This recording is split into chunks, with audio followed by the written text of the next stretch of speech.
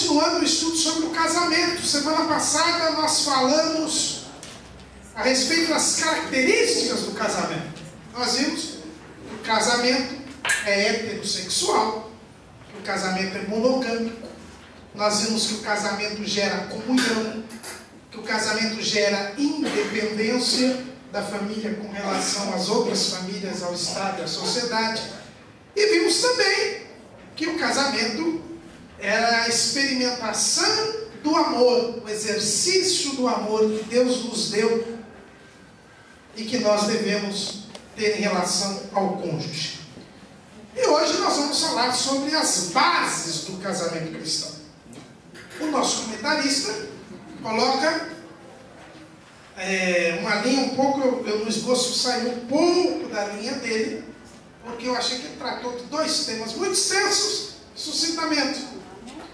Porque nós tínhamos a questão, ele tem a questão da própria formação do casamento, e aí nós fizemos um apêndice, por isso que nós vamos falar muito pouco hoje a respeito da questão do namoro, do noivado, que é o primeiro tópico da nossa lição. Porque, como eu achei que era um assunto muito longo, nós fizemos um apêndice. Os irmãos aí no portal Escola Dominical, nós já publicamos semana passada, entregamos aqui para os irmãos, o apêndice número 1, namoro e noivado. Então, por isso nós vamos falar pouco sobre este assunto. Mas o casamento, ele deve ser, como ele é o elemento fundante da família, nós vimos que a família legítima, ela somente se forma através do casamento. E casamento é esta união entre um homem e uma mulher, como nós vimos semana passada, feita na presença de Deus, diante de Deus e dos homens, feita para durar para toda a vida, estabelecendo uma vida em comum. Isto é o casamento. Mas este casamento ele tem que ser dirigido por Deus. E o nosso comentarista, nessa primeira parte, ele nos fala que o namoro e o noivado, esses estágios que antecedem ao casamento, eles devem ser feitos em algumas bases, né? Diz ele que, em primeiro lugar, tem que ser feito na direção de Deus. E se você sente a paz de Deus quando começa a namorar, se você segue a orientação divina quanto ao namoro, se o seu namorado é alguém que serve a Deus e que segue a lei divina, isso já é um indicador de que esse casamento é da vontade do Senhor. Também o nosso comentarista fala, e eu também falo a respeito do apêndice número 1, com relação à questão das profetadas. Não é? Nós temos, infelizmente, na igreja, algumas pessoas que têm vocação para Santo Antônio, ou Santa Antônia, não sei como é que é, porque nós temos que tomar muito cuidado com isso. Né? Deus usa a profecia para se casar? Usa. Isso não tenha dúvida nenhuma. Eu sou prova porque Deus usou sonho, visão e profecia para confirmar meu casamento. Mas para confirmar o casamento, Deus não é alguém que desrespeite o homem a tal ponto que ele conte para todo mundo com quem você vai casar e você é o último a saber. Isso já é um indicador. Deus sabe da importância do casamento, Ele manda você respeitar o casamento, Ele colocou o casamento como elemento fundante de uma família. Você que está em comunhão com Ele, você que é cuidado por Ele, não iria de forma alguma ser o último a saber. O último a saber não é nem o marido traído. O último a saber é sempre o juiz de direito na audiência do divórcio. Porque o marido traído já sabe, aí conta para o juiz. Eu sempre dizia que eu era o último a saber. Então, nós temos que tomar cuidado com isso. E outra coisa, eu não vi na Bíblia, eu não achei o especialista de família aqui. Eu já disse que esse trimestre eu estou aqui assim, andando miudinho, porque os meus companheiros aqui no estudo, o pastor José Serafim e o doutor Alexandre, ele não veio hoje porque ele está muito gripado, até eu esqueci de pedir oração por ele no início. São especialistas em família, trabalham dia em dia com isso aí. Então, Mas eu não sei, pode ser que o pastor José Serafim, eu não achei ainda na Bíblia, mas ele conhece mais do que eu, algum profeta que tenha profetizado casamento para alguém. Você não achou ainda? Só reza. Não, mas é Deus que mandou ele casar, não é? Mas ele mesmo não nem profetizou o casamento dele, né? Então, se a gente não acha na Bíblia inteira um profeta que tenha sido usado para dizer com quem alguém é casar com alguém, é porque eu acho que não é um assunto. Não é um método. Não é um método que Deus tenha utilizado. Então, tomemos cuidado com essas profetadas. Tem uma musiquinha, eu trouxe aqui, até nem pus mapetes, mas tem uma musiquinha aí que fala de uma tal de irmã de Norá. Eu, normalmente, quando eu dou palestra, eu conto da irmã de Norá, que profetizava os casamentos numa certa congregação. Então, tomemos cuidado com isso. Então, vista essa parte introdutória, que os irmãos poderão ver melhor no apêndice número 1, nós vamos falar sobre as bases do casamento, a divisão, como Deus estabeleceu. Deus não só estabeleceu o casamento e as características do casamento, mas disse no casamento o que homem e mulher devem fazer. Deus criou, a Bíblia diz, macho e fêmea os criou. Nós vamos ter uma lição sobre a sexualidade, nós vamos voltar a este assunto. Mas desde já nós vemos que homem e mulher são diferentes, são complementares. E é por isso que as funções do casamento, quando Deus criou o casamento, Ele estabeleceu as funções próprias do homem e da mulher. Não há, a gente conversava na nossa vinda aqui com o irmão Clóvis, né, vindo para cá, nós falávamos sobre isso. O assunto para cá era esse. Deus estabeleceu diferenças entre o homem e a mulher. Eles são iguais diante de Deus, porque para Deus não há acepção de pessoas. Mas eles são diferentes, porque quando Deus criou macho e fêmea. Então Ele criou personalidades diferentes. Por isso que não dá certo casamento de homem com homem e de mulher com mulher. Não dá certo. Eu já disse aqui semana passada e repito.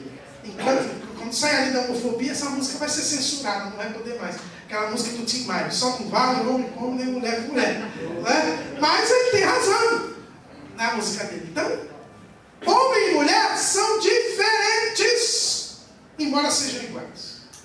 E hoje em dia, a mentalidade mundana, essa mentalidade revolucionária, que é típica do espírito do anticristo, do mistério da injustiça, essa mentalidade tenta anular as diferenças que são naturais entre homem e mulher. Querendo dizer que homem e mulher são homem e mulher por causa da sociedade. Não é. Quando você está lá, vê o ultrassom, o médico diz, é menino ou é? Menina. Não diz assim, é um negócio que vai ser depois que a sociedade determinar. Por enquanto, não fala isso. Não fala, né? Então, e a diferença entre eles é que estabelece a diferença de papéis no casamento. Porque se eles se formam uma carne, uma só carne, é porque marido e mulher se complementam. Isso nós precisamos dizer. Então, a Bíblia, em primeiro lugar, a primeira coisa que eu gostaria de mostrar para os irmãos é que a Bíblia não é machista. Andam acusando a Bíblia de ser machista, de estabelecer a família patriarcal, que hoje em dia, com a liberação da mulher, com a independência da mulher, isso já ficou superado. Só que a Bíblia não é machista. E quando se fala em Bíblia machista, até mesmo as crentes, quando falam de machista, já lembram do apóstolo Paulo. Ele ficou com a fama de ser machista. Ele adotou o celibato, ele não se casou, mas uma vez, assim, o nosso saudoso irmão Valdo sempre diz assim, quando ele fala assim, não teria ele o direito, então a mulher parece que estava meio arrependido, não é? Mas ele já tinha feito o voto, não podia vir atrás, né? Mas, de qualquer maneira, ele não é machista. Teve aquela turma lá que ficava fazendo city tour no céu, lá de Boston, aliás, de Boston, né? Teve aí o problema dos terroristas essa semana. Foi lá em Boston que aquele cidadão lá criou aquela história lá triunfo eterno da igreja, lá, aquela heresia que saiu do nosso meio. E ele andava fazendo city tour para o céu, né? O pessoal caía no chão para fazer city tour com ele no céu. E diz que a mulher dele, uma certa feita, quando foi para o céu, encontrou o Paulo lá e deu uma bronca no Paulo no céu, porque ele era machista. Não é? Para vocês verem que até dentro da igreja, assim, tem gente que acha que Paulo é machista. E quando se fala de Paulo machista, se fala logo o capítulo mais machista da Bíblia, está lá em 1 Coríntios, capítulo 11. Não na parte da ceia, antes, no comecinho. Quando fala do cabelo da mulher, essa passagem, eles acham que é de machismo. Pois é exatamente aí que a gente vê que a Bíblia não tem nada de machista. Vamos ver lá em 1 Coríntios, capítulo 11, versículo 11 e 12. Vamos pedir para que o irmão Clóvis leia para nós. 1 Coríntios, capítulo 11, versículos 11 e 12. Todavia, nem o homem é independente da mulher, nem a mulher independente do homem no Senhor. Pois como a mulher proveito do homem, assim também o homem nasce da mulher. Aliás, pois como a mulher proveio do homem, assim também o homem nasce da mulher. Mas tudo vem de Deus.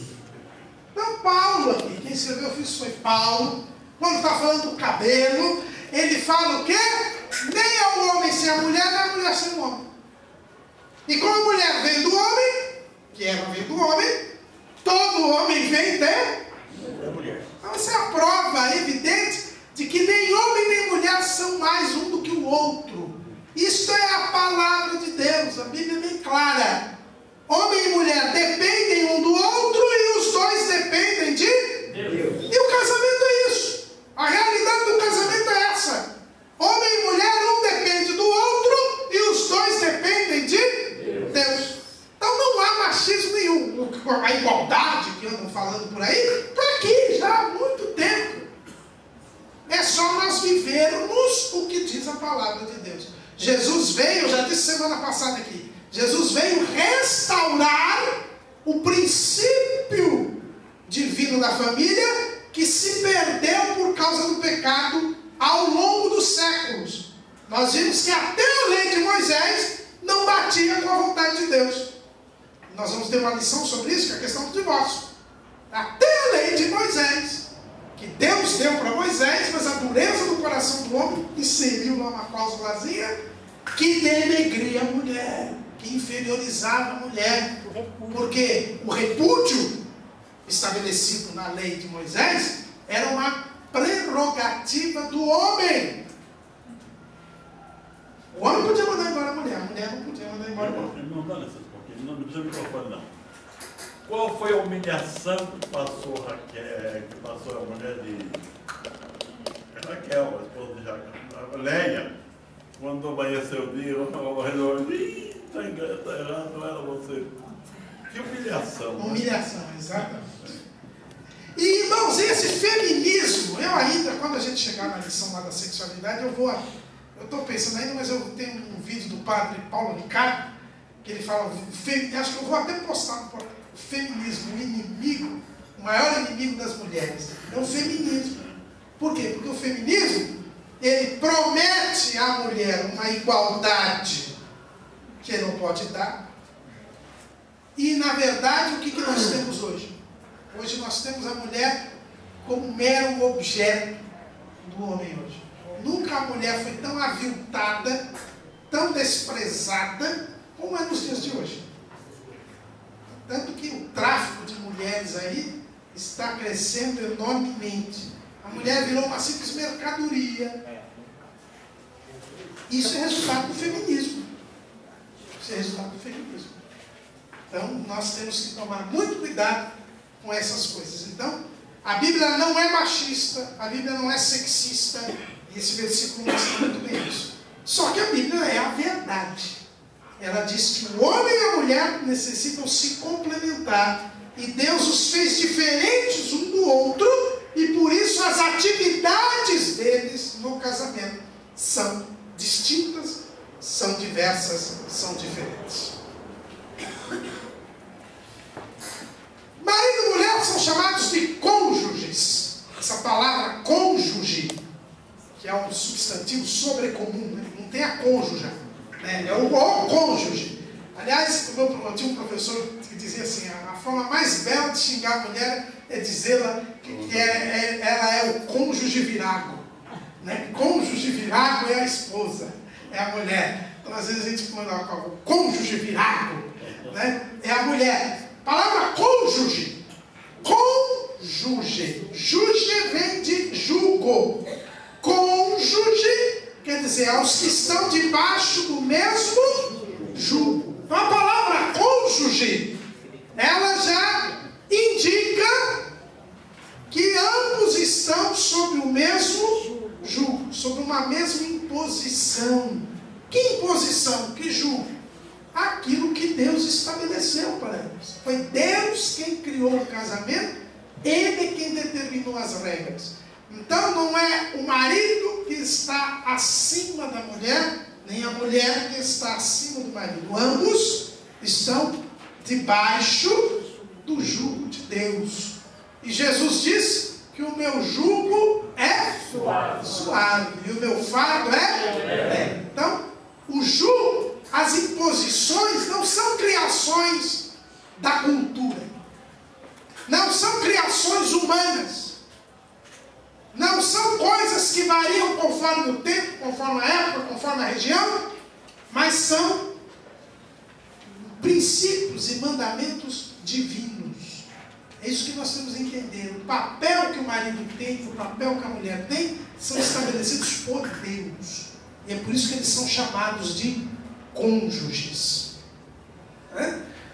Perdoem aqui essa trema aí que não existe mais. Uma das consequências do pecado foi o término da situação de equilíbrio e harmonia entre ambos os sexos. Existe, e é inegável, nós não podemos negar, que existe hoje uma situação de desigualdade entre homem e mulher. Que o pessoal fala aí, a busca da... E devemos evitar essa expressão. Temos que acabar com a discriminação de gênero. Não usa essa palavra gênero. Põe discriminação de sexo mesmo. Por quê? Porque essa palavra gênero foi criada aí pelo movimento homossexual para descaracterizar o sexo masculino e feminino. Mas Deus criou o macho e fêmea. Então vamos usar a expressão correta. Deixar essa linguagem politicamente correta de lado.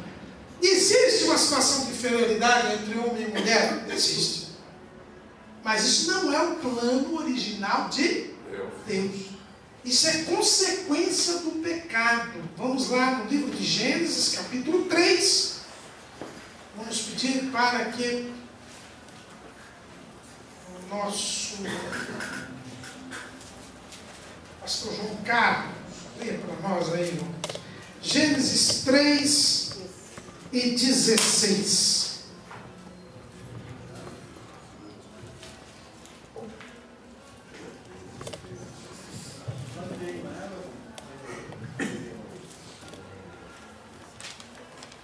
E a mulher disse: multiplicarei sobremodo os sofrimentos da tua gravidez, e em meio de dores darás à luz filhos, e o teu desejo será para o teu marido, e ele te governará.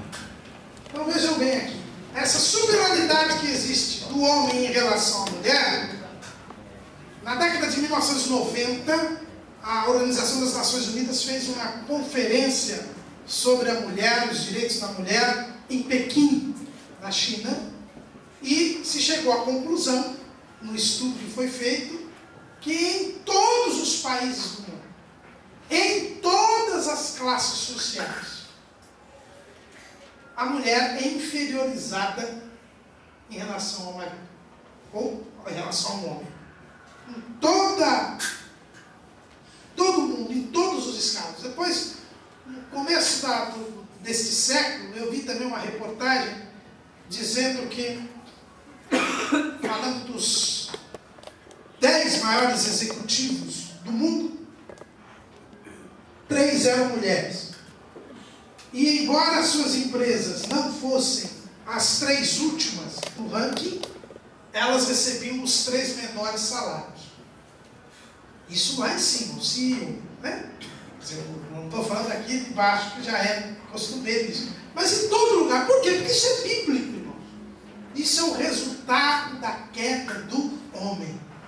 Com a queda do homem, com o pecado é iniquidade. O pecado gera injustiça. E Deus disse, como a consequência do pecado, a mulher ficaria numa situação de inferiorização, de inferioridade.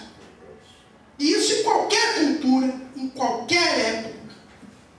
Se vocês, hoje eu estou aqui de música popular brasileira, mas quando a gente fala da Grécia, e o povo hoje gosta muito de falar da Grécia, por causa do homossexualismo na Grécia,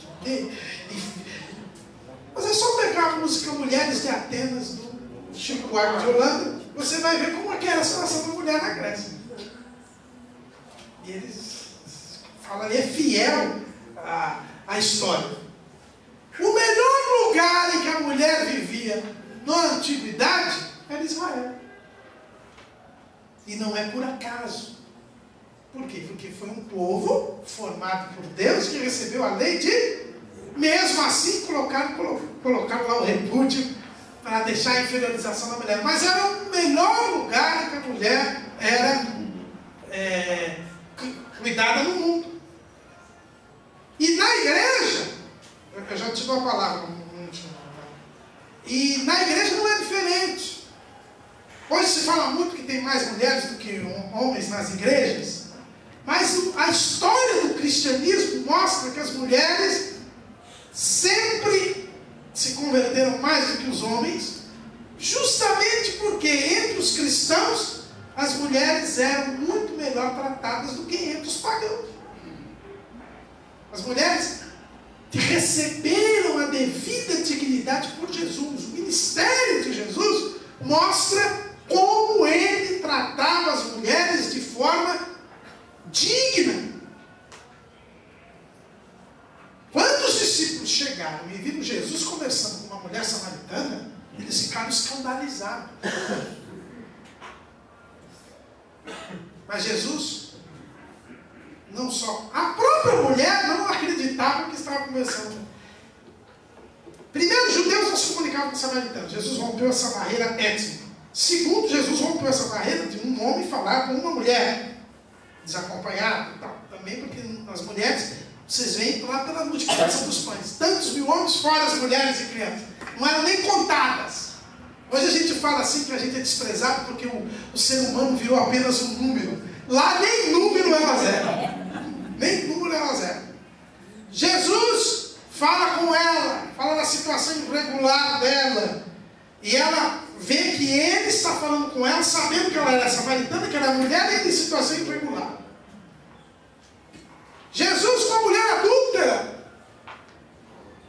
Quando levaram Jesus, mostrou a dignidade daquela mulher, não permitiu que ninguém a apedrejasse. E o exemplo máximo que nós temos é que Jesus se apresenta em primeiro lugar ressuscitado a mulheres. A mulheres. Então nós vemos aqui que dizer que o cristianismo é machista, que avilta a mulher, não é verdade. É mais uma das mentiras do diabo. E hoje muita gente na igreja acredita no que o mundo fala, que diz que a igreja é machista, avilta a situação da mulher. Para a mulher poder ser dignificada no cristianismo, ela tem que ser pastora. Me desculpe, você pode... Jesus elevou a dignidade da mulher fazendo o que ela é. Então, professor Taranor, a mulher não deve se sentir diminuída por ser auxiliar do homem, porque Deus, ele é auxiliar de Israel, né? Então, Deus é um Deus humilde que está sempre auxiliando o seu povo.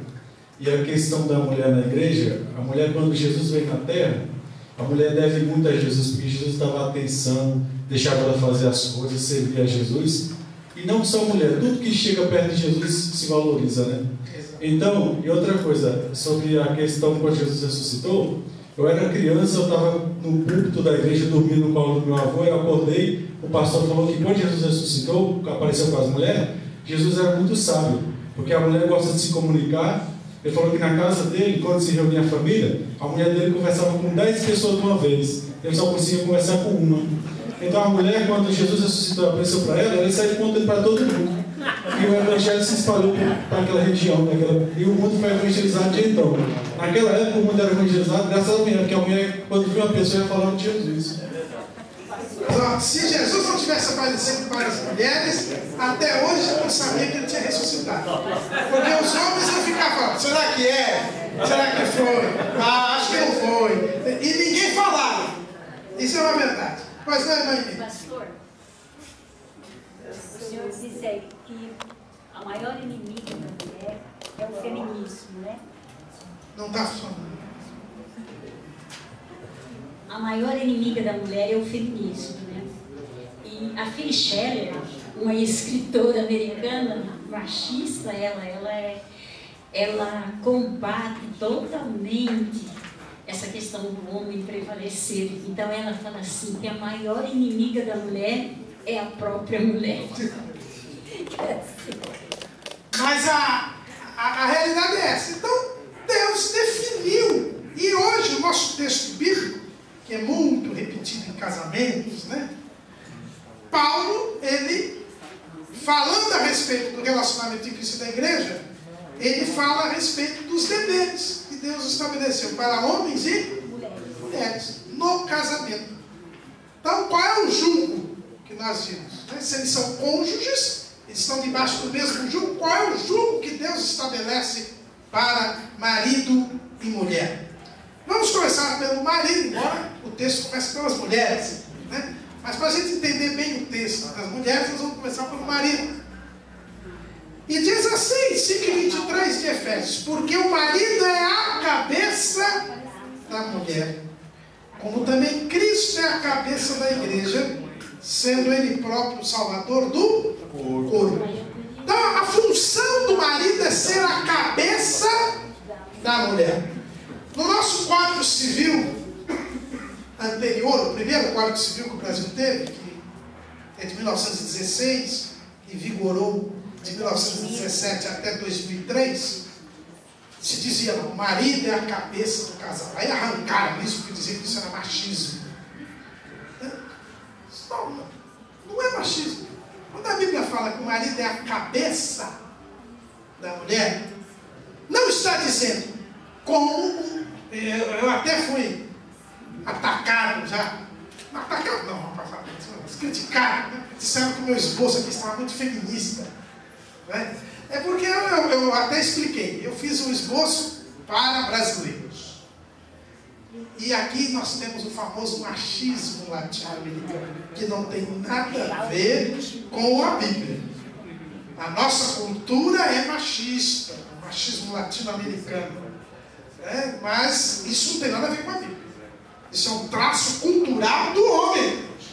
Não é o que... Então por isso que eu dei até uma pequena quedazinha para a mulher, para reprimir esse machismo que nós somos criados nele. Mas cabeça não é pé. Se a Bíblia dissesse, porque o marido é o pé da mulher, aí o marido podia pisar na mulher, podia espizinhar a mulher, podia humilhar a mulher, porque é isso que o pé faz. Mas a Bíblia diz que ele é a cabeça.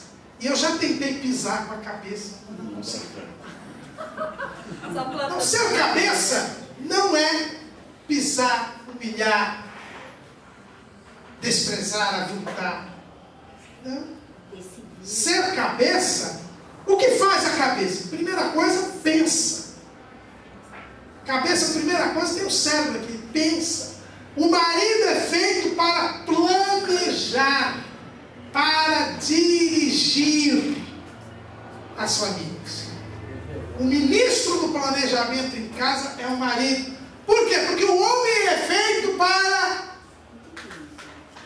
o futuro, para o planejamento, o som, falam tanto do sonho de José, não é?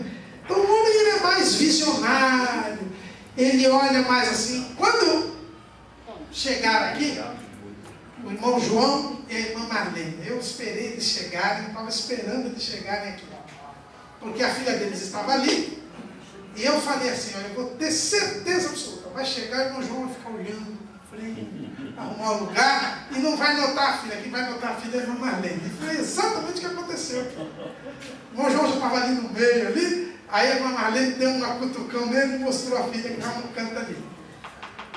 Eu fiz de propósito, é um casal que vai chegar hoje aqui, eu tinha perguntado para ela, cadê seu pai, né?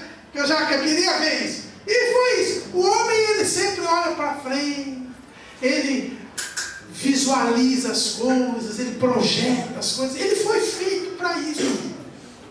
Ele foi feito para isso. Por isso que ele é a cabeça da família. Ele tem que pensar, ele tem que planejar, ele tem que projetar, dirigir, encaminhar as pessoas. Os estudiosos da administração dizem, aqui está o Isaac, que foi muito tempo executivo, ele sabe muito bem disso. As etapas da administração, primeiro é o planejamento. Quando a pessoa visualiza ali, depois é que vem a execução, o controle. Mas é o planejamento. Esse papel é do homem. Ele faz tudo como um ditador, sem consultar a mulher? Não, não é nada disso. Mas é ele que tem que tomar a iniciativa do planejamento. Porque ele foi feito com essa visão futurística. O homem, a cabeça dele está no futuro. A cabeça da mulher está no presente. E um completa o outro. Porque o passado esqueceu as coisas que para trás ficam. Agora, o presente e o futuro. Eu não posso pensar no futuro desprezando o presente. Eu não posso ficar só no presente desconsiderando o futuro. Por isso que homem e mulher se completam. Então o homem tem que pensar. O que tem acontecido hoje é que tem uns frouxos por aí, que infelizmente em muitos casamentos, como eu disse na pré-aula, eu repito aqui, existem muitas mulheres hoje que lamentavelmente são verdadeiras mulas sem cabeça. Por quê? Porque o homem é uma cabeça oca. Ele não planeja nada, ele não vê nada, ele não dirige. Depois ele reclama que a mulher sofre para ir, porque ele não cumpre o papel dele. O papel dele é este. É o papel de planejar, de ir à frente. Que o diga o Humberto aqui. Né? Um dos dias ele não veio aqui para o estudo, porque ia nascer a filhinha, mas ele já pensou na caixa d'água. Não foi, ué? Aí teve que trocar a caixa d'água, porque ele falou, agora que a menina vai chegar aqui, eu preciso ter mais água aqui em casa, até porque na cidade dele falta muita água. E isso é o papel do marido. Aí você arrebentou todo, tocou a caixa d'água junto com a pessoa. Mas quando o homem é pelo menos a cabeça oca, porque, por exemplo, eu conheço em casa de uma moça que o marido dela resolveu parar de trabalhar e ficar dentro de casa.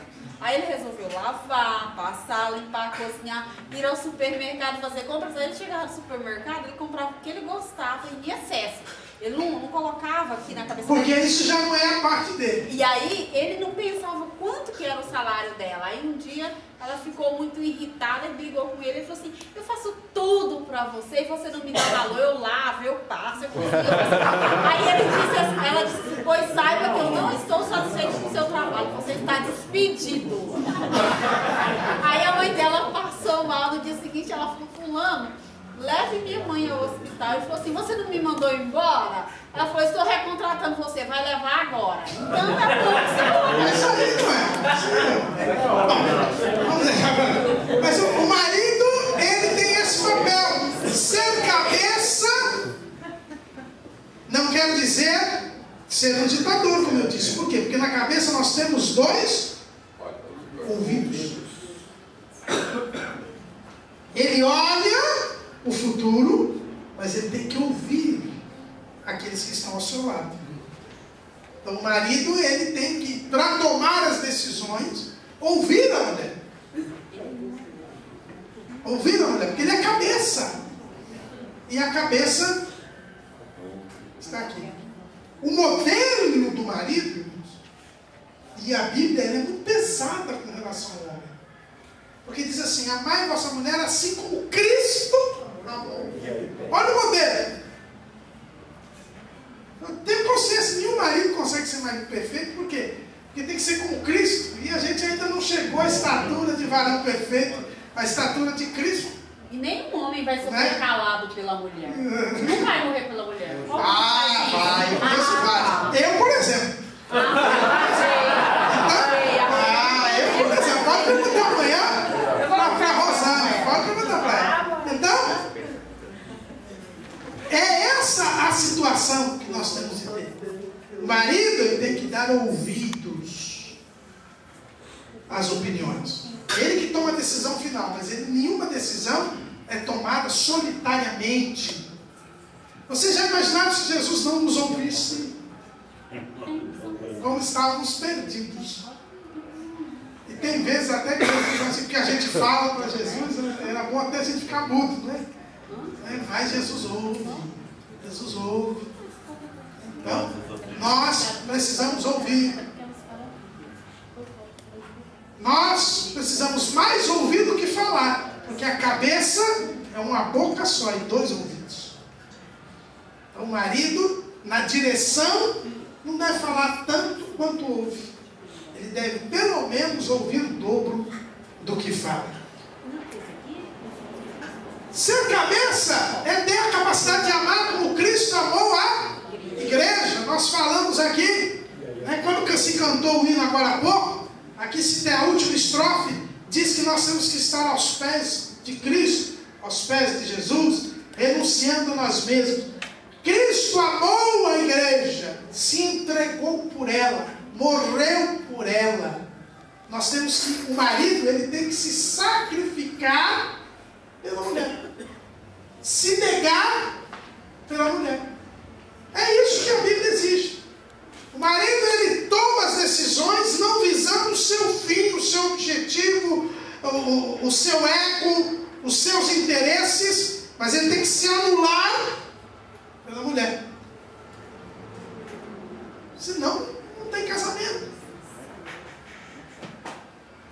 Se tem uma coisa que eu detesto, é morar em apartamento. Desde que casei, só morei em apartamento. Morei um tempinho numa casa e ainda deu pane elétrica geral na casa, porque eu tenho que mudar para um apartamento. Então, por quê? Porque você tem que se anular. Aliás, aprende mais. Você casa, o jeito da casa, como é a casa e tal, deixa do jeito da mulher. Porque se você fizer do seu jeito, você vai ficar ouvindo a vida inteira. Também, foi você que escolheu. Então é melhor, em vez de ter aquela goteira, aquela mulher, a pior coisa do mundo é você permitir que a mulher vire uma goteira. Porque já Salomão diz, pega o versículo lá em Provérbios, não sei se dá goteira, que é a pior coisa do mundo.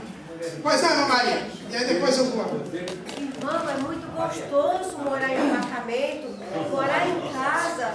Os gatos fazem muita folia em cima e faz muita bobeira. Tá vendo, né? Pois não, irmã.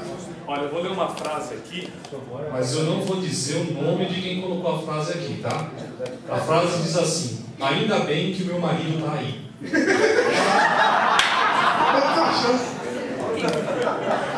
Bom, então, vejam bem. A capacidade de amar como Cristo amou a igreja. Outra coisa, um amor incondicional. Romanos 5 e 5. 5 e 8, desculpe. Romanos 5 e 8. Vamos pedir para que o nosso irmão Getador leia para nós. Romanos 5 e 8.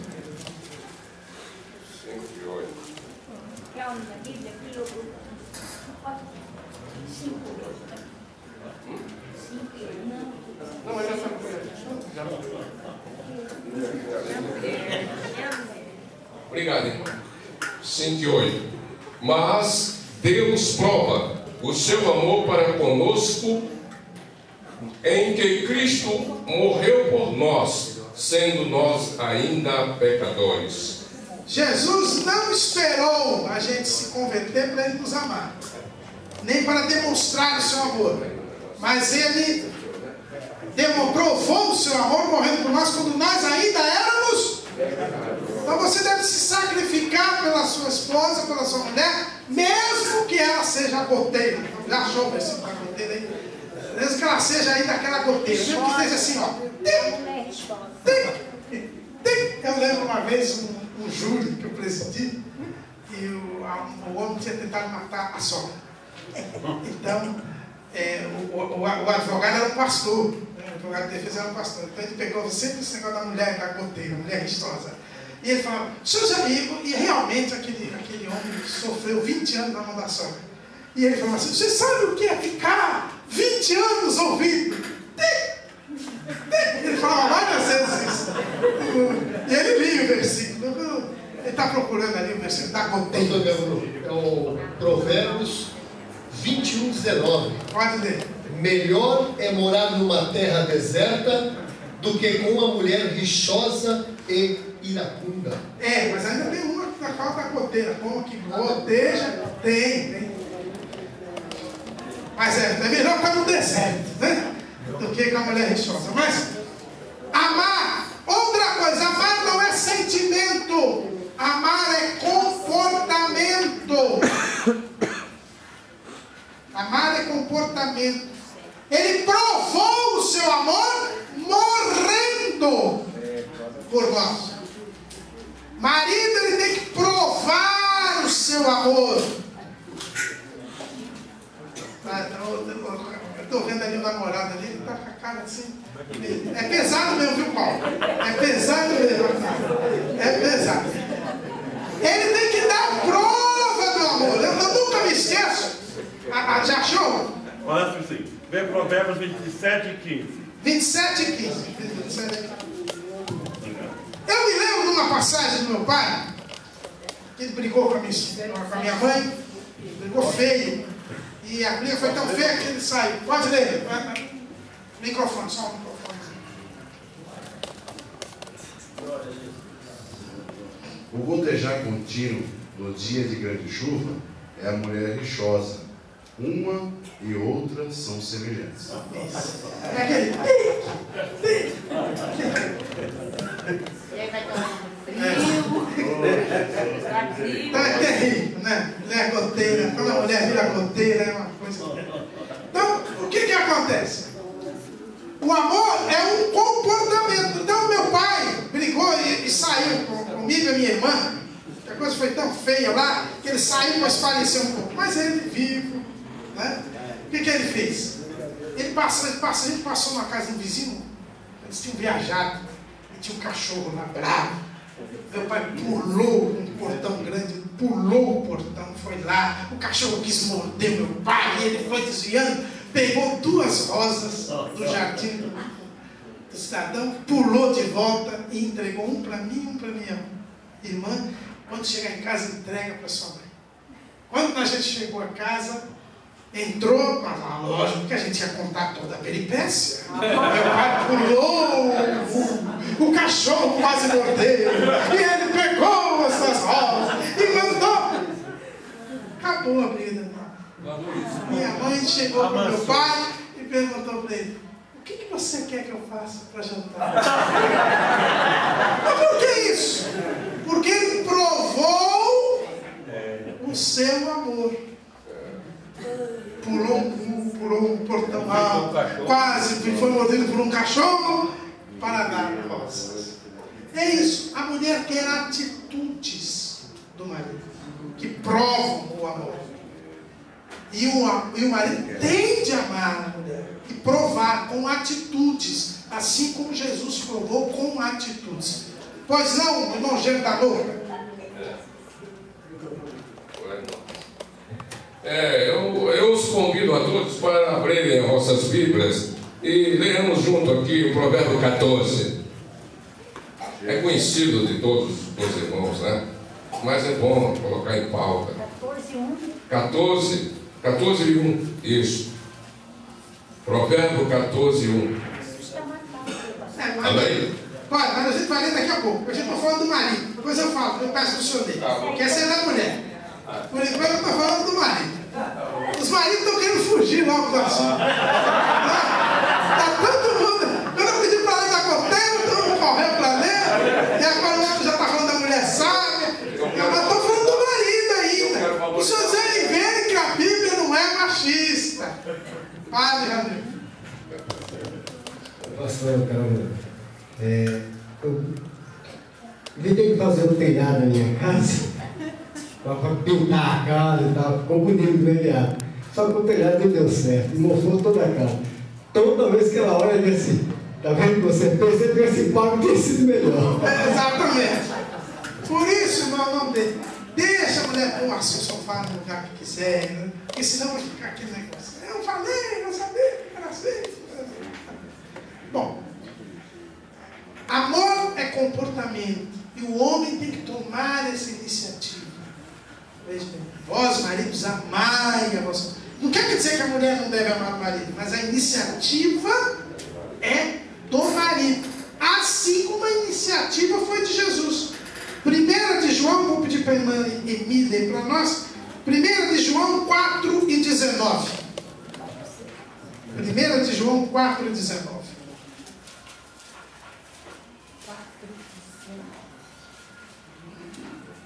Nós o amamos e Ele, porque Ele nos amou primeiro.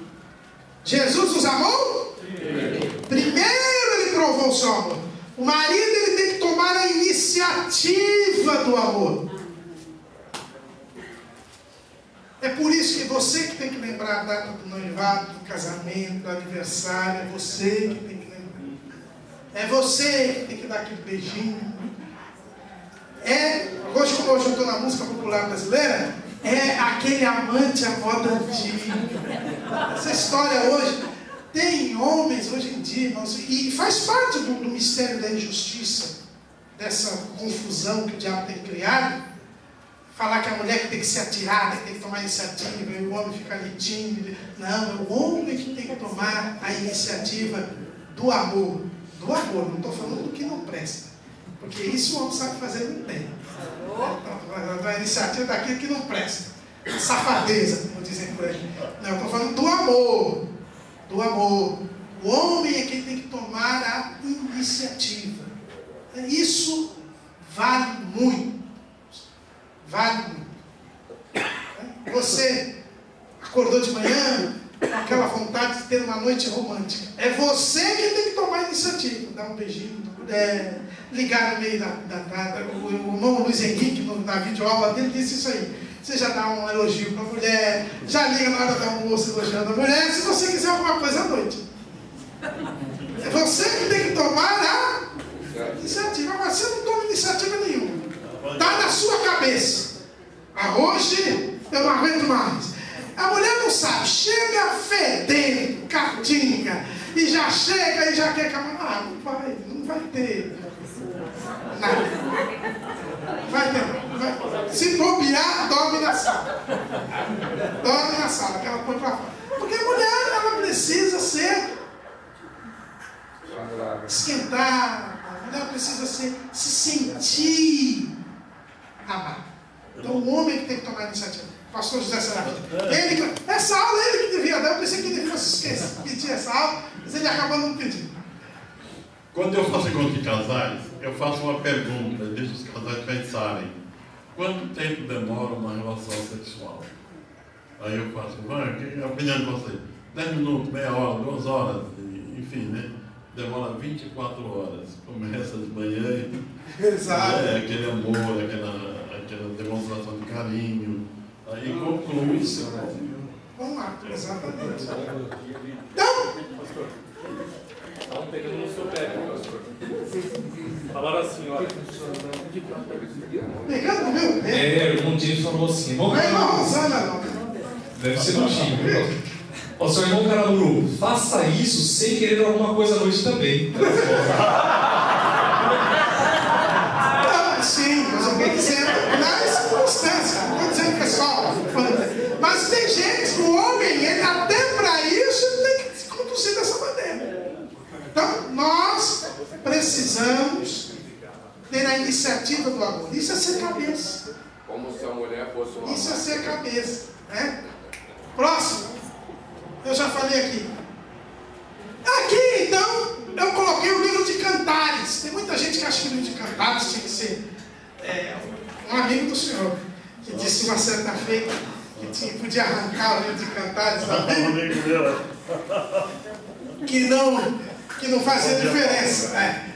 Mas ele está aí, o livro de Cantares é um livro do amor conjugal. É um livro. O amor conjugal é tão importante que Deus inspirou um escritor da Bíblia para falar sobre o amor conjugal. E o que eu acho bonito é que aqui, ó, eu estou falando do marido. E o livro de Cantares, o marido é que exalta as qualidades da mulher e a mulher que exalta as qualidades do marido. Tudo isso aqui é o marido que fala do que é a mulher. Por isso que eu não vou falar agora, porque eu estou falando do marido. Mas todas essas coisas aqui são qualidades da mulher. Pode passar para frente? Eu vou pegar. Pode passar para frente? Pode passar para frente? Pode passar para frente? Agora aqui. Como deve ser o marido? A mulher em Cantares diz como deve ser o marido. Ela diz que ela tem que estar... Vou vir daqui um pouquinho. Primeiro, o marido tem que ser amoroso. A primeira expressão é Cantares 1 e 2. Cantares 1 e 2, vamos pedir para que o irmão...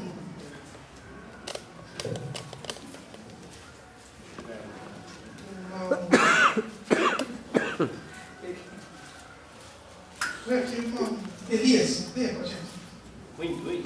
Cantares 1 e 2. Vou pegar um sorteio aí para ver.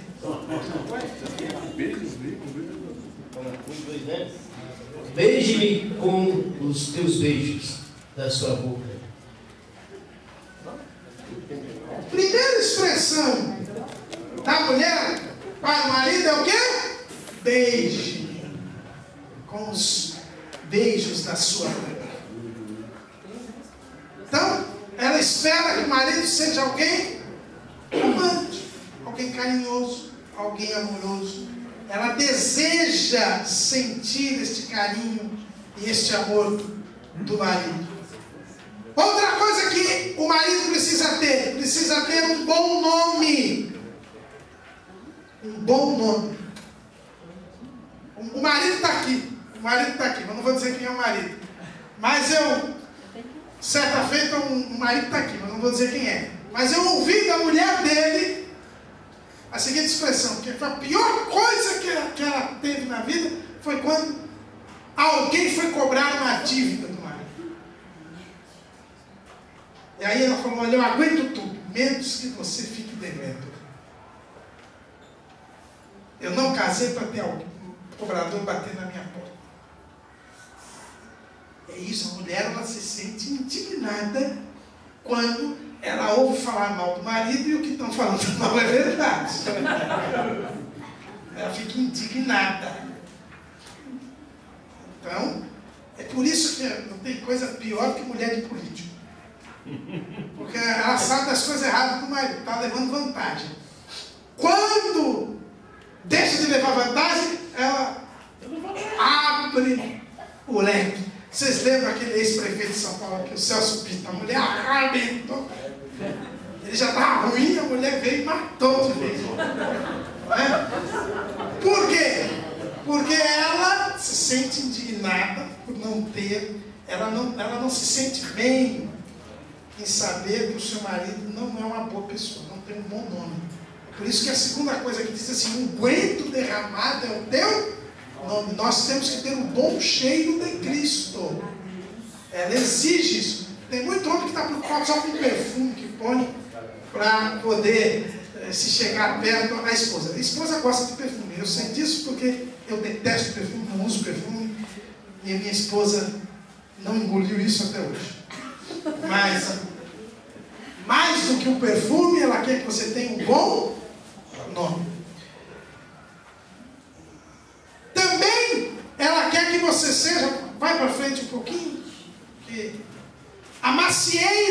das árvores do bosque. Ela tem que se sentir protegida. O homem tem que dar segurança para a mulher. No bosque, a macieira é onde se tem sombra. E é a única árvore que tem fruto no bosque. Porque nos bosques, normalmente, lá são pinheiros, né, e tal, que não tem fruto. Mas a árvore, a macieira, ela dá sombra e fruto. A mulher precisa se sentir protegida pelo marido. A mulher precisa se sentir amparada pelo marido. Se o homem negar essa qualidade, o casamento não vai para frente. Nós corremos aos pés de Jesus, não é? Nós nos sentimos protegidos por... A igreja se sente segura com Jesus. Agora vamos voltar. Já falei do marido, agora vamos ver da mulher. Eu não falei tudo aí, o esboço ficou longo, porque o livro de Cantares todinho. Aí vem aquele versículo que eu vou pedir para o irmão ler. Que as irmãs normalmente não leem esse versículo. Normalmente esse versículo foi arrancado das Bíblias das irmãs. Mas eu vou pedir para que... Não, vou pedir para solteira. Não, se você foi solteiro falando do beijo, você também não é casado, está reclamando aí. Vou falar sobre... Vou pedir para a irmã Lúcia ler para nós. Efésios 5:22. É um versículo que mulher não gosta de ler.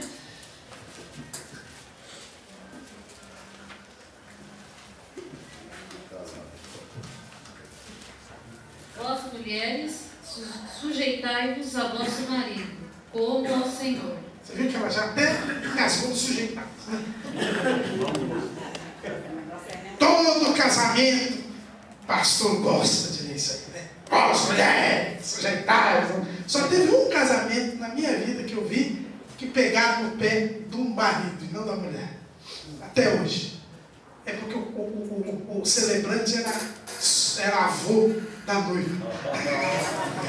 Então ele, o nosso saudoso pastor Vicente Guedes Duarte, ele fez o casamento da filha mais velha do Monte Nisso.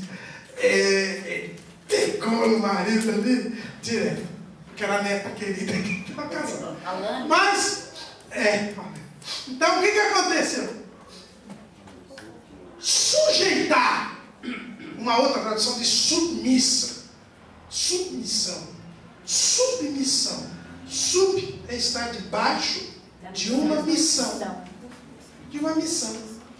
Então, para a mulher ser sujeita ao marido, em primeiro lugar, precisa ter uma missão. Se o marido não pensa, se o marido não planeja, se o marido não tem algo a executar, como é que ele quer que a mulher seja submissa? Ser submisso é estar debaixo de um lançamento, de uma base, de uma plataforma. É por isso que o marido tem que tomar iniciativa, tem que fazer um planejamento, ouvindo a mulher, e a mulher sentindo segurança nele, irá aderir àquele projeto, àquele plano, e fará o que o marido decidiu. Agora, se não tem plano, não tem projeto, não tem nada, ela vai ser submissa aqui. É como eu disse, a mula sem cabeça. Tem que se virar por aí, porque o marido é frouxo. É aquele caso que a irmã de dentro estava falando aí. Né? O cidadão fez o quê? Nada. Planejou o quê? Nada. É por isso que a mulher podia admitir, não é? Mas, como dizia uma trovinha da minha faculdade, da faculdade de Direito, tem as trovas acadêmicas, né? Então, como diz uma trovinha lá, diz assim: os homens são os diabos, não há mulher que os negue, mas todas elas procuram um diabo que as carregue.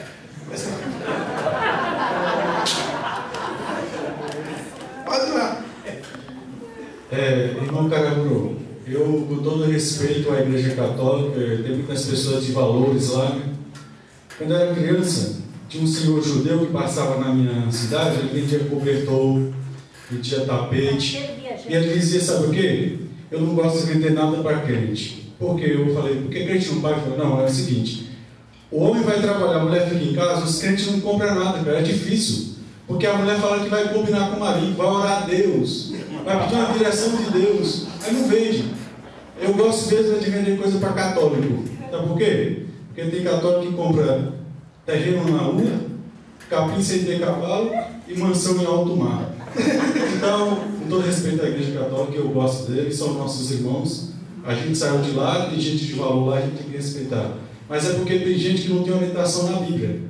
Uma vez um consultor financeiro falou para mim que ele usa para fazer a palestra, 99,9% ele tira da Bíblia. Porque Paulo diz, a ninguém deveis coisa alguma, senão o amor.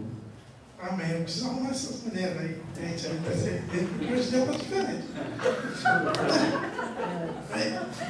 Aqui mesmo, não muda aí.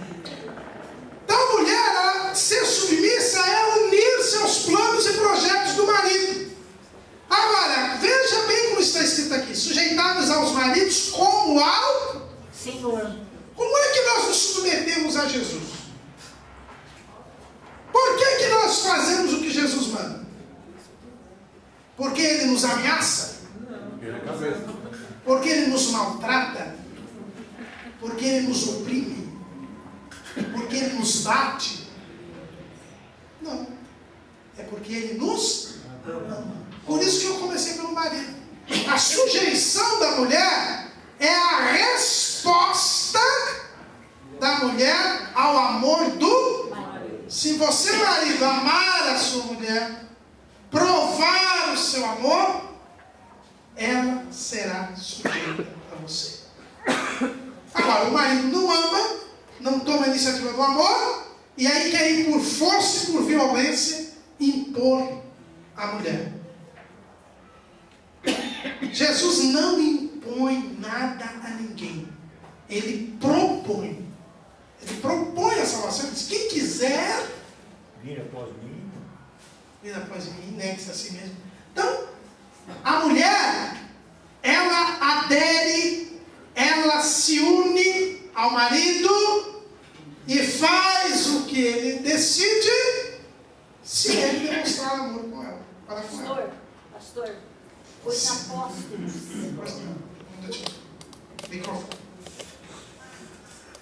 Os apóstolos, para seguir Jesus, ele também não forçou. Deu a eles condições melhores, até pescaram uma quantidade maior, aqueles que eram pescadores, para que depois deixasse tudo e seguisse. Então, a mulher também, ela deixa tudo e segue tudo que o marido determina. Então, ele já preparou, porque esses apóstolos iam cuidar da noiva. Não iam cuidar da igreja depois, então tinha que tratar a noiva da mesma forma como Jesus se tratou. Não entende assim? Exato, mas é isso mesmo. A exemplo disso é da linha de Safira, né? Exato. Então, você tem que seguir. O Elias dá um exemplo bom aí, né? A Safira manteve a mentira até o fim. Porque ela amava Ananias. Amava Ananias. Mais do que a Deus. Esse foi o problema dela. Mas a mulher, ela está pronta a se sujeitar, a se submeter, desde que ela sinta o amor do marido. Desde que o marido corresponda a essas características que nós dissemos. Seja alguém que pensa, seja alguém que dê segurança, seja alguém que demonstre afeto, que demonstre carinho, que demonstre o norte. Aí a mulher vai e enfrenta, irmãos, enfrenta. Eu tenho situações na minha vida, eu vou, querendo Deus, agora em maio, vou fazer bodas de porcelana, né? 20 anos de casado, e houve momentos na nossa vida que eu não achei que...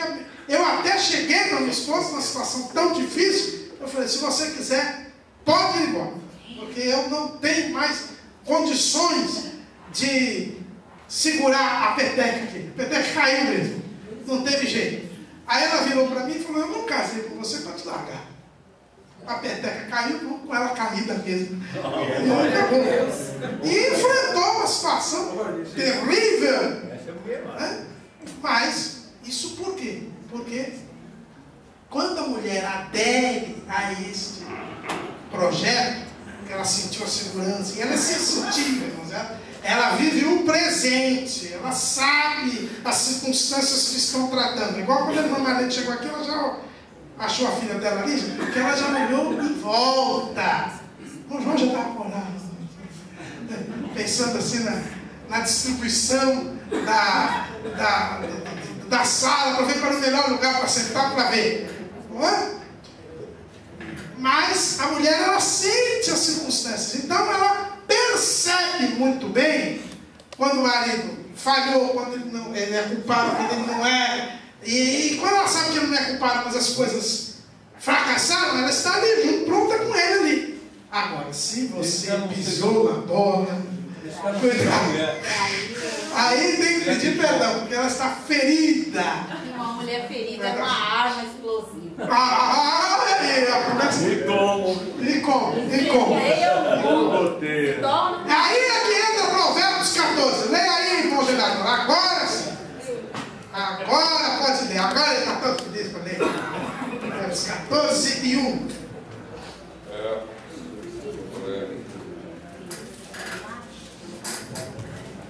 Amém? Amém. Leamos então. Toda mulher sábia edifica a sua casa, mas a tola derriba com as suas mãos. Então, dentro desse contexto que o senhor citou aí sobre a mulher, essa mulher ela deve ter esse qualificativo, esse quilate que fala aqui em Provérbios 14, mulher sábia. Porque se ela é sábia, ela entende, ela compreende. Agora tem mulheres que ela é tola.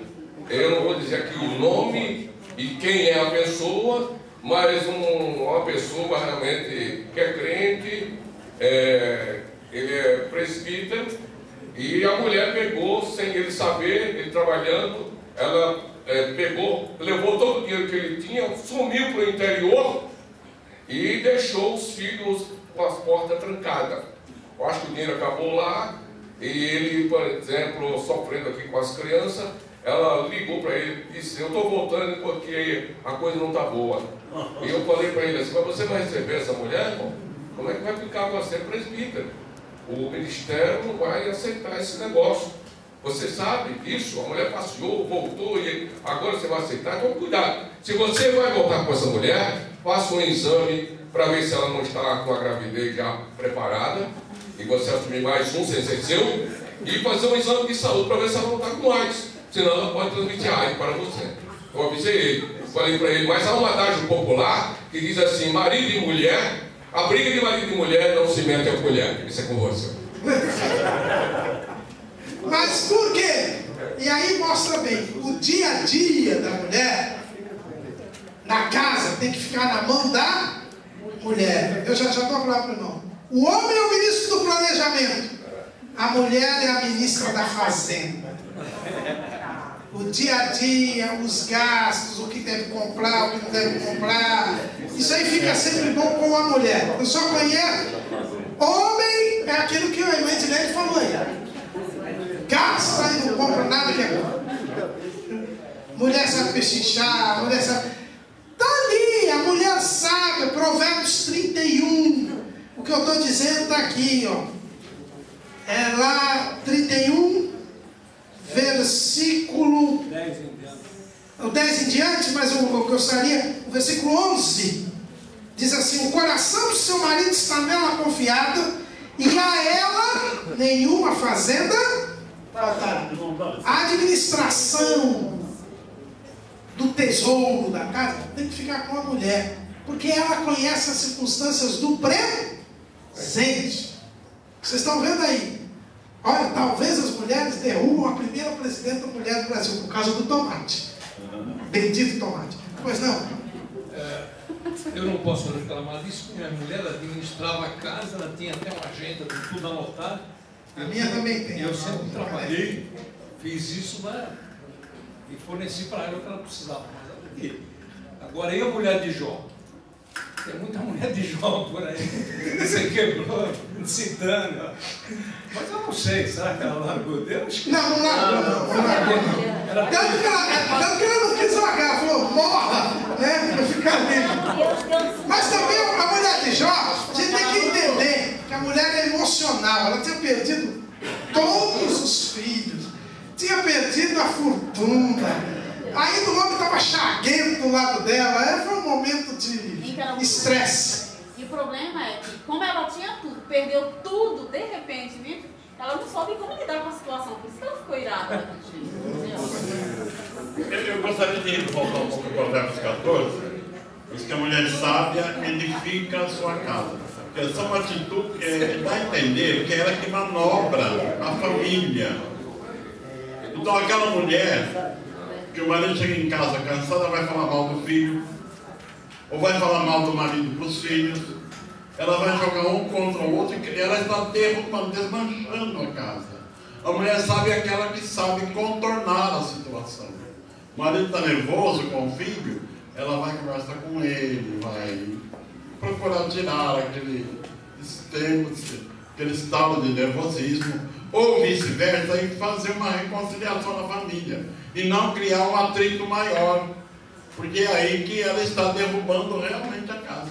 E é o que diz lá em Cantares, para trás. Em Cantares, diz aqui, ó, que ela é como o pescoço, como a torre de...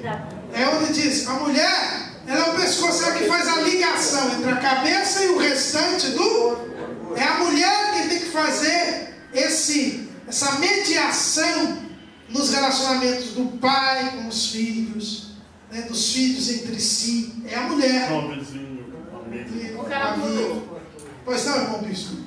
Provérbios 14, 1. Mulher sábia e mulher tola. Fala da mesma mulher ou são diferentes? São mulheres diferentes. Não, pode ser a mesma mulher, né? Se ela for sábia ou tola, quer dizer, depende da sabedoria. E aí é que a gente entra no aspecto de que tudo é um jugo de Deus. Aquilo que Paulo escreveu. Tudo vem de... Por quê? O princípio da sabedoria é o... temor ao Senhor. Então, se a mulher teme a Deus, ela é sábia, na função que Deus lhe deu, é ela que edifica a casa. Eu lembro muito bem, minha avó materna, quando ela morreu, a família acabou. A família se destroçou depois que ela morreu. A irmã Maria, pois não. Irmão, pelo que o irmão contou aí da sua esposa, e eu gosto muito da irmã Rosana, eu peço permissão aqui a Jesus que o Senhor abençoe. Eu ofereço para ela esse verso do capítulo 14 de Provérbios. A mulher sábia edifica a sua casa, mas a insensata com as próprias mãos a derriba. E eu ofereço para a sua mulher e eu peço a bênção do Senhor que ela continue e que ela seja uma grande discípula pelo Senhor, que é grande, porque ela tem exemplo de Deus para passar para os outros. Amém. Ela vai estar aqui dando uma aula esse trimestre. Ela vai estar aqui dando uma aula nesse trimestre. Como ela deve ser a mulher? Como é que o homem louva a mulher no livro de Cantares? Eu já disse assim, como o pescoço com a torre de Davi, como um jardim, manancial fechado. A mulher, ela se sente segura. Então o marido, quando olha para ela, sabe que ela confia plenamente nele. Agora, você tem que dar razão para ela confiar plenamente em você. Eu sei, por exemplo, que a minha esposa, quando ela vai subir numa escada, se não tem ninguém em casa, só eu, para segurar a escada, ela deixa para outro dia. Porque ela sabe que eu com escada é uma dificuldade. Né? Ela já caiu uma vez por causa disso. Então ela deixa para outro dia. Então, porque não confia na questão da escada. Agora, quando é para fazer alguma pergunta de direito, de lei, assim, não tem para outra pessoa aquela pergunta. Né? É para mim mesmo. Vai para trás um pouquinho. Mais um pouquinho para trás. Ela tem que ser, o marido tem que havê-la como a égua do carro de Faraó. Por favor, não vai chegar em casa e falar assim, minha querida, você é uma égua. Ela não vai entender. Você vai falar que foi um carro que mandou dizer isso. A égua do carro de Faraó era o animal mais bem tratado, mais belo que existia naquele tempo. Tanto que Salomão comprou, né? Acho que veio até como dote da primeira esposa dele, que foi a filha de Faraó. Então a égua tem que ser, o homem tem que, a mulher ela tem que ser bela, bem tratada, ela se sente bem assim. Então você tem que pagar o preço para ela ficar bonita, para ela ficar bem tratada, se sentir bela e bem tratada. Porque se ela se sentir maltratada, sai de baixo, porque aí você vai levar em coisa. A mesma coisa, a mulher não pode falar para o marido, né? Aos veados dos montes de São Paulo. Exato. Eu até pulei, nem falei dessa parte. A mulher ela tem que ter olhos de pomba, ou seja, quando o marido olha para a mulher, tem que notar nela a ausência de mágoa. Não magoe sua mulher, não deixe sua mulher magoada. O marido diz para a mulher, os seus olhos são como os olhos de pomba. A característica da pomba é que ela não tem fel, não tem amargura, não tem amargor. Nós não podemos criar mágoa e amargura no coração das nossas esposas. Você está arrumando um problema seríssimo para você. O resto da vida. As mágoas das mulheres. Então, cuidado, muito cuidado. Vai à frente. Diz aqui que ele vê eles com o cabelo como das cabras de Gileade. Não é? As cabras de Gileade eram muito peludas, um pelo negro. Né? Então, isso fala da honra. Por isso que Paulo, quando fala do cabelo, fala da honra da mulher. A mulher tem que se sentir honrada. A mulher tem que se sentir respeitada, considerada. É o que está faltando hoje. Hoje, o mundo avilta a mulher. Transformou a mulher em mera mercadoria, em mero objeto sexual. E a mulher ela tem que ser honrada. Nós temos que honrar a nossa esposa. Mostrar toda a dignidade, todo o respeito, da consideração que temos com ela. Por isso não podemos espancá-la, por isso não podemos ser brutos e estúpidos no ato sexual. Né? A mulher tem que se sentir honrada, respeitada. É isso que a Bíblia diz. Pode ir à frente, frente. Para nós terminarmos, que o tempo já foi.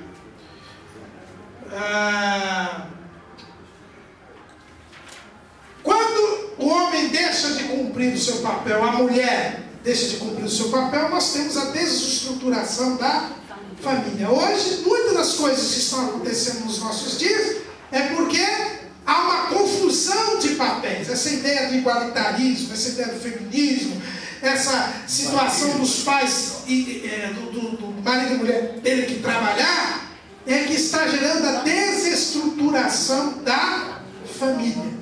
E nós devemos evitar isto. Só uma pergunta, cara. Sim. Você comenta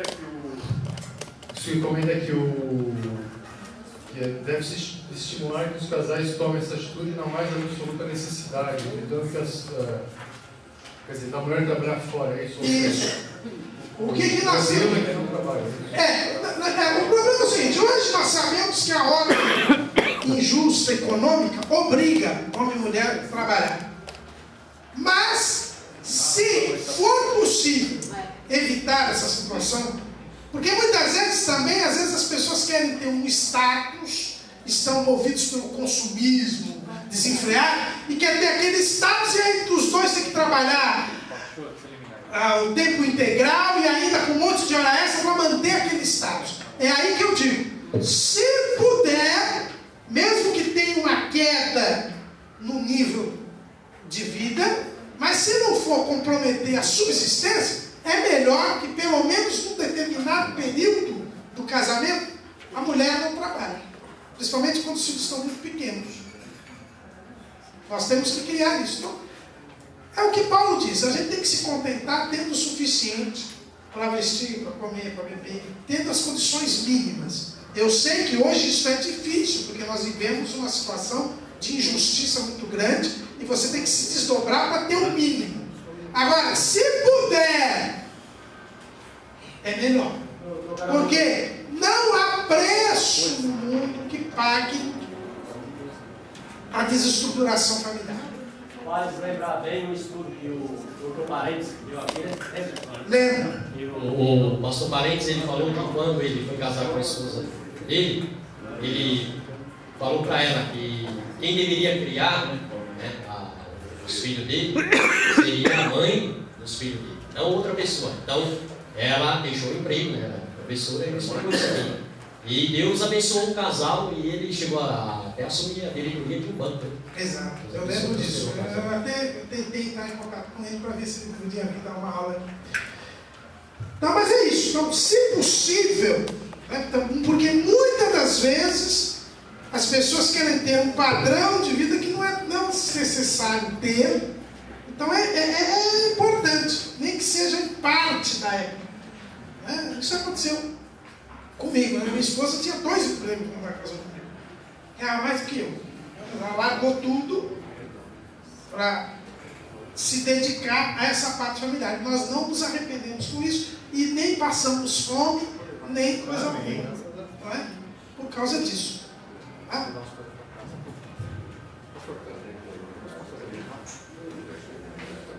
Irmão Caramuru, a questão da mulher trabalhar fora, eu vejo como um grande massacre. Eu mesmo não consigo mais andar sentado em ônibus, nem metrô, nem em trem. Eu não compito mais, faço competição mais sobre assento. Porque quando eu vejo uma mulher que ela vem do trabalho e vai para a sua residência, no trabalho ela já está cansada. Quando ela chega na casa dela, ela já chega irritada e cansada. Tudo bem que ela vai trabalhar para ajudar o marido, porque a carga tributária do Brasil é tão grande que está aumentando a cada dia, vai chegar um dia que todo mundo vai ser escravo no Brasil. Então, se o povo se mobilizar, vai, porque a máquina de Brasília é só crescer no gasto. E o povo do Brasil aceita tudo, é um cordeiro, né? Está sendo levado para o matadouro e está dizendo amém, amém o tempo todo, né? É que tá. Mas é essa a verdade. Então, nós temos que ter esse cuidado de não mudar os papéis. Não mudar os papéis. Agora, marido pode lavar louça, pode lavar roupa. A Bíblia não proíbe nada disso. Isso aí é machismo latino-americano. A Bíblia não proíbe nada disso. Não tem nada, não proíbe. Então, a divisão de tarefas em casa, logicamente, que a mulher é mais detalhista, mais coisa. Então, você vai lavar e vai falar que está mal lavado. Você vai dizer que não está barriga. Tá certo? Aí você vai acabar falando, então faz você, não é? Mas de qualquer maneira, não diminui nada o homem fazer essas coisas. Ainda mais na realidade de hoje em dia. E a Bíblia não proíbe nada disso.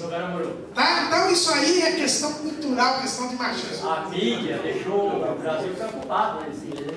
Eles falaram que uma universidade fez uma pesquisa aí, falou o homem que lava a louça faz menos sexo. Ah, é? Pastor.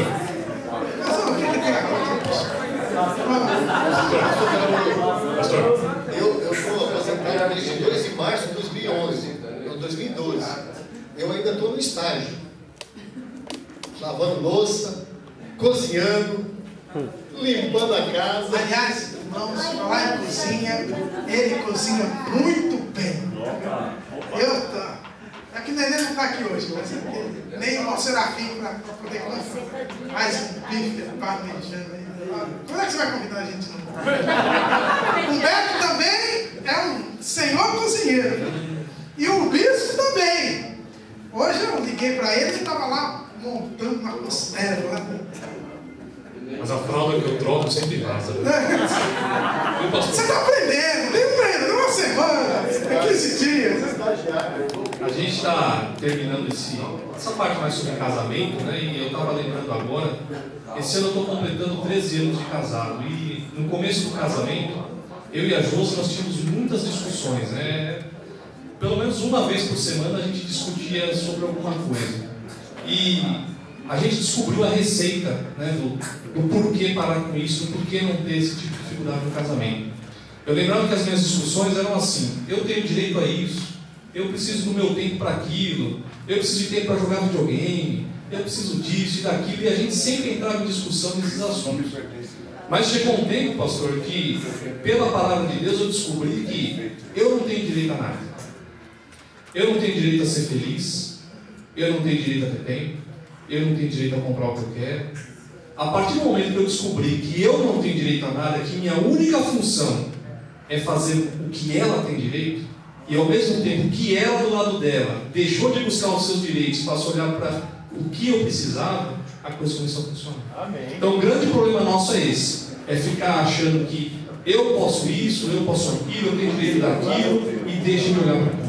É o altruísmo. Por isso que no livro de Cantares, as características da mulher são ditas pelo marido. E as características do marido são ditas pela mulher. Hoje nós tivemos a presença de 60